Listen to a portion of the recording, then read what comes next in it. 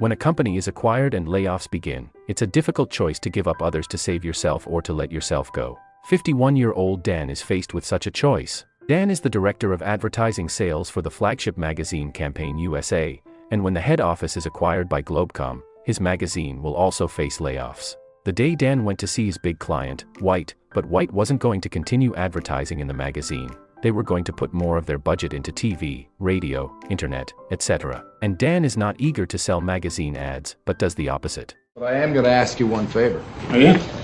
I'm going to leave you an issue of the magazine, and I'm personally going to send you a new one every week. Now, I'll call you in a few weeks, and if you want to, we'll talk.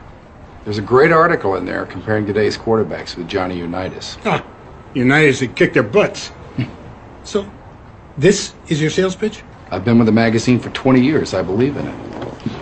Well, good for you. This is Dan's sales strategy, never pushing people's buttons. He prefers to get recognition and be able to bring practical use to his clients. On this side, Globecom has announced that it has acquired the head office and Mark will take over the magazine division, while Carter will go on to manage the sales of Sports America because of his outstanding performance in the cell phone business, that is, to take Dan's place. Dan returns home from a business trip and is very happy and excited when his wife tells him they are expecting their third child. Globecom's stock price has soared because of the new acquisition, and employees are talking about the company being bought out, with speculation about who will actually be fired. Dan is told by his supervisor that he is about to be replaced by a man named Carter, who will no longer be the head of the sales department.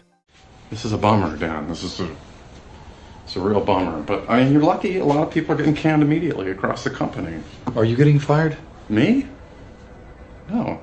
Dan, of course, cannot accept this fact. This has been his team's best year, and Sports America is a real money spinner and the cornerstone of this company, but that will not stop the fact that it is about to happen, whether Dan accepts it or not, at his age and in his position. It will be very difficult indeed to face the fierce competition out there. Her daughter comes to Dan to play tennis. Dan has always wanted his daughter to be a professional tennis player, but her daughter doesn't want to, telling Dan that NYU has accepted her and that she is going to study literature. Besides worrying about his daughter living alone in the city, the expensive tuition does make Dan feel the pressure.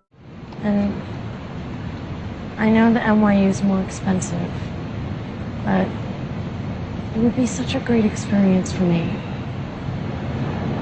Yeah, it is more expensive. Yeah. But it's your education. Yeah. It's the most important thing, right? Yeah. We can manage it. At the company, Carter comes to work for the first day, and Dan's boss vacates Dan's office for Carter. When Dan sees Carter, he is still a little surprised that the man in front of him is too young. How old are you? I'm 26 years old. 26. And you're my new boss.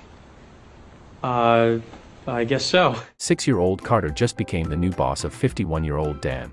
He has basically no experience in advertising sales, which is emotionally unacceptable to Dan, who is facing a career setback, and Carter, who is so full of work that his wife of 7 months has just left him. It's Carter's first meeting on the job, and he's so nervous that he keeps sipping coffee. He wanted to increase the number of advertising pages in the magazine by 20%, which usually only a new magazine can do with such a big increase. For such an old magazine, any small change would have a big impact, and Carter gave his plan, which was to take advantage of their media and brand advantages and cooperate with their branches, such as snack companies, to print some sports information on the packaging of these snacks, so that when customers buy these snacks, they will also go to these information, and at the same time let the snack companies ensure the magazine's sale. They can also put the information on our mobile browsers and so on, and put it on any of our products, so that the magazine becomes a portal. In fact, if you think about it, can't we now see ads for various products of other companies on one company's products, with all kinds of relentless and unexpected pop-up ads? Of course it is a great idea, but employees did not give a shit.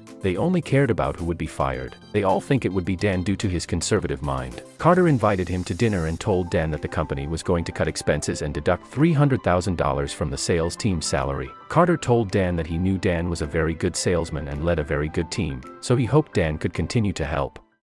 What is the benefit for me at this point in my career of being an awesome wingman? Well, one benefit at this point in your career is that you get to keep your job. Keeping his job is probably the best thing Dan can do. Dan's boss, Cologne, is fired and Dan is demoted and has to follow Carter's strategy. Carter's boss wants him to fire as many people as he can, and Dan is one of them. Carter tells Mark that Cologne was fired instead of Dan. Shit can him. Right. Mark, I think we're gonna add pages up here, so I don't think we need to riff anybody yet. Well, sooner or later, everybody has to deal with reality.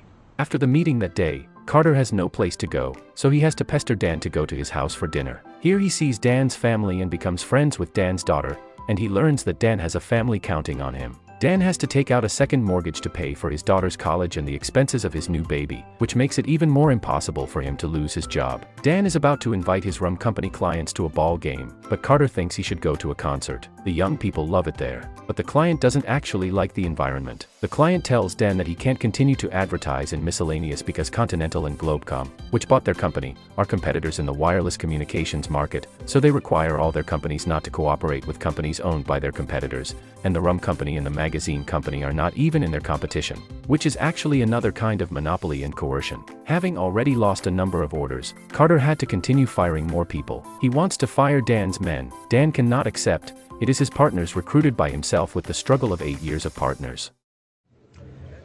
I'm sorry. Well, I've been here for 23 years. My salary's bigger than theirs. Why don't you just fire me? Do you want me to fire you? Because I could, Dan. You have a family that loves you. You have a kid on the way. I look at you sometimes and it's like...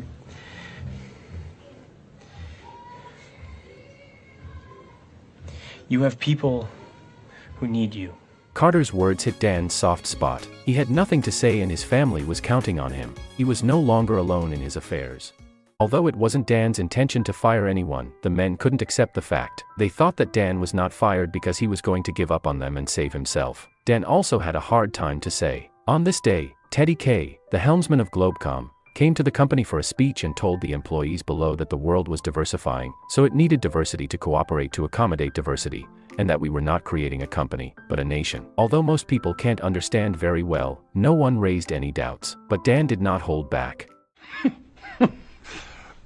Excuse me.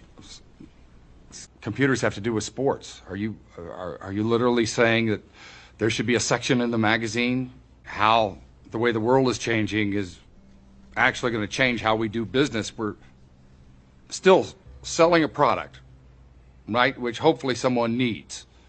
We're human beings with other human beings for customers, so I don't see how this company is like its own country.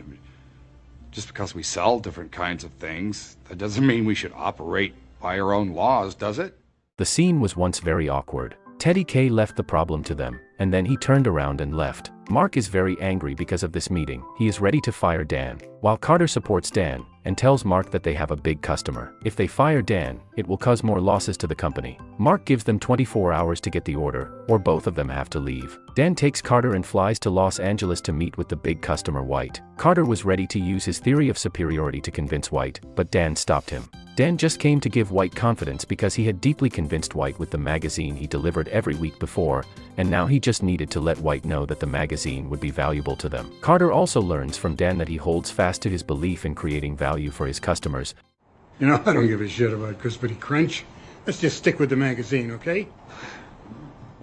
Believe in what he sells and love what he sells. When they return to the company only to find that it has been sold by Teddy Kaye, Dan is ready to ask Carter to be his assistant, but Carter refuses, wanting to have a more meaningful life than just working. Dan's third child was born, and the story ends here. While the story has a happy ending, the reality is often more real. Mergers and acquisitions are also more than just superficial financial games. Behind the scenes, they involve everyone and everyone's family. When we are alone, perhaps the choice will be easier, but when the burden on us keeps increasing, every choice is very difficult because we are not only trying to live for ourselves, but also for our families who love us. Well, subscribe to see more movies about finance.